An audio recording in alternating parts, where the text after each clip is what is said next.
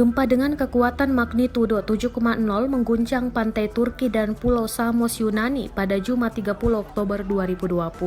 Dikutip dari BBC.com, Sabtu 31 Oktober 2020. Akibat gempa ini, dilaporkan setidaknya 22 orang tewas dan 786 luka-luka. Gempa menyebabkan rumah dan bangunan lainnya mengalami kerusakan berat. Pusat gempa dilaporkan berada di Provinsi Izmir, Turki. Gempa ini juga memicu tsunami kecil sehingga membuat Izmir dan Samor mengalami banjir. Pihak berwenang di Izmir saat ini mendirikan tenda untuk menampung sekitar 2.000 orang pengungsi. Orang-orang khawatir bakal lebih banyak bangunan yang runtuh. Tim penyelamat terus menggali balok beton setelah kegelapan turun, berharap menemukan lebih banyak orang yang selamat.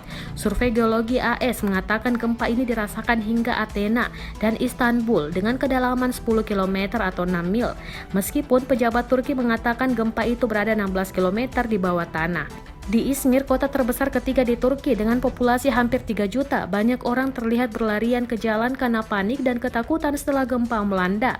Sementara dikutip dari Kompas.com, gempa tersebut juga memicu tsunami kecil di Seferihisar, kata Hüseyin Alan kepada teknisi geologi Turki kepada kantor berita negara TRT, seraya memperingatkan agar orang-orang menjauh dari gedung. Foto-foto di media sosial menunjukkan air menggenangi jalanan Izmir karena gelombang pasang dari laut.